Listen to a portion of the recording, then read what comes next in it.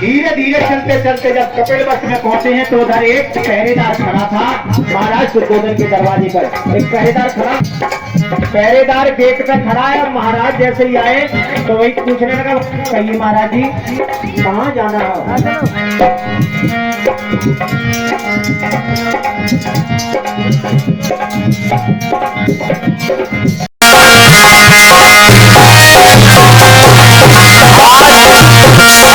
शुद्धोधन के महलों पर जाने के लिए उनके दरवाजे पे जब पहुंचे हैं तो पहरेदार ड्यूटीवान खड़ा था और जैसे ही महात्मा जी को देखा तो प्रणाम किया दोनों हाथों से। प्रणाम करने के बाद आशीर्वाद दिया महाराज। आज पूछने लगा ड्यूटीवान, कहिए महाराज जी कैसा आना हुआ? जानता तो था खुशियां मनाई जा रही है। उसी वक्त महात्मा जी कहने लगे, बोलिए भगवान बुद्ध की।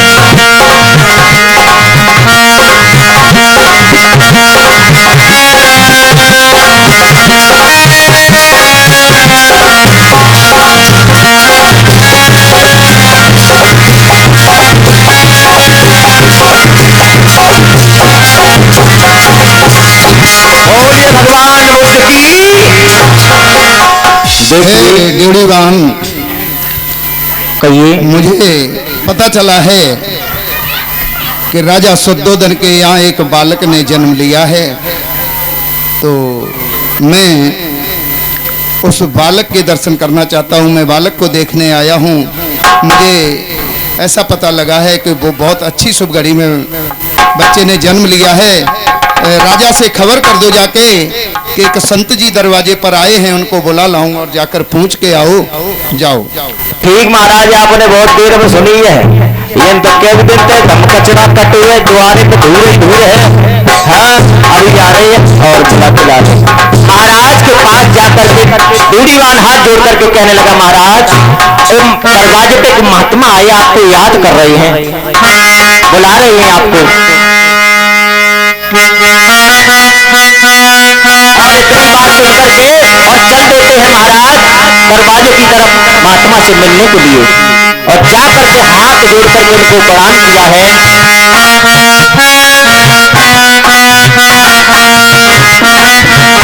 भैया उसी श्रृंखला में 50 रुपए परम श्रद्धेय महाराज सिंह नगला मानी से, 50 रुपए परम श्रद्धेय डॉक्टर रामनाथ जी नगला मानी से और खुश होकर के दे रहे हैं आज से बात के जन्म पर। प्रणाम किया है तो आज मुनि ने आशीर्वाद दिया और पूछने लगे, महाराज आइए कैसा आना हुआ? सारा किया। चलो महाराज भैया एक कुर्सी डाल दो। और बोले हैं महाराज, आज महात्मा से कहने लगे, आइए आप बैठो आसन पर, अरे सेवा करें तुम्हारी द्रव्या सेवा करें तुम्हारी, पितान कर द्रव्या सेवा करें तुम्हारी।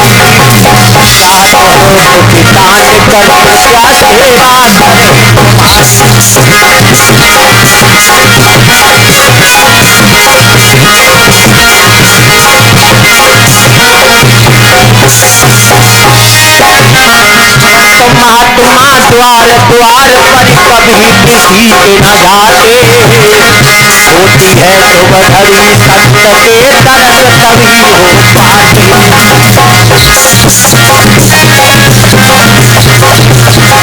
संत के दर्श तभी हो पाते। बोलिए भगवान बुद्ध की।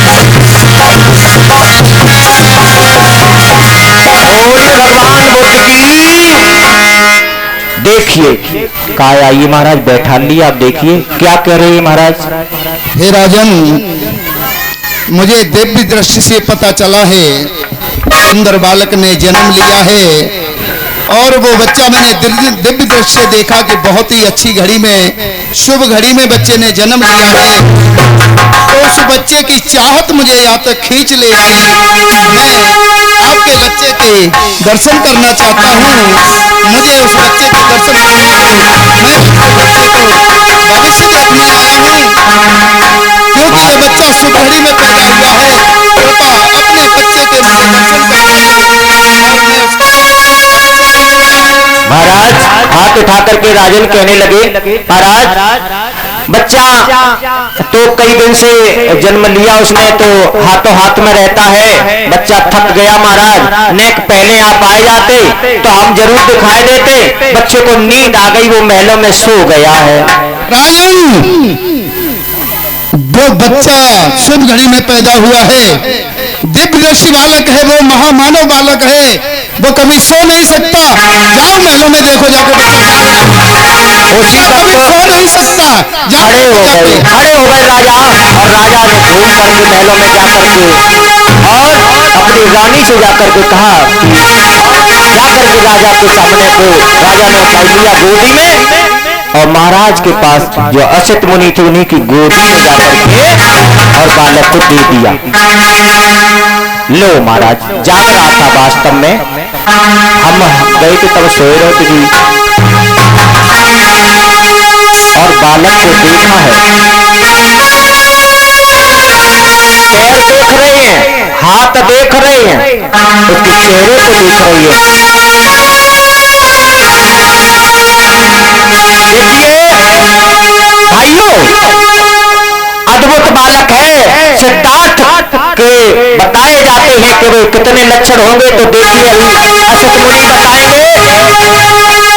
सिद्धार्थ बालक अजीब है।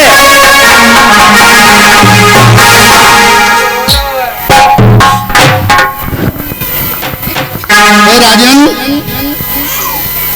ये बच्चा बहुत ही दिव्य दृष्टि लेकर के जन्म लिया बच्चे ने, और ये बच्चा बहुत ही प्रतिभाशाली बालक है, और ये बच्चा कभी जिंदगी में सो नहीं सकता, हमेशा जागता रहेगा, और ये सारे संसार को जगाने वाला बच्चा होगा। ये 32 लक्षणों से युक्त है ये बालक, और ये 32 लक्षण जो है महामानव के लक्षण हैं। देखिए ये बच्चा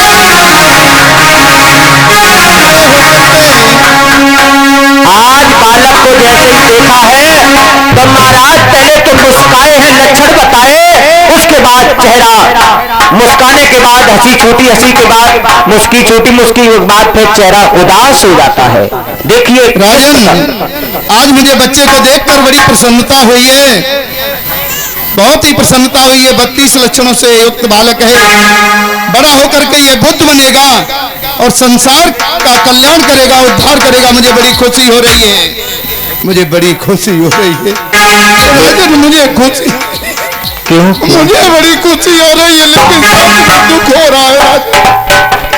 उसी वक्त हाथ जोड़ करके महाराज शुद्धोधन कहने लगे, महाराज ये क्या, आप पहले ऐसे खुशी हुई आपको, उसके बाद आप रोने लगे, ये रोने का कारण भी बताओ।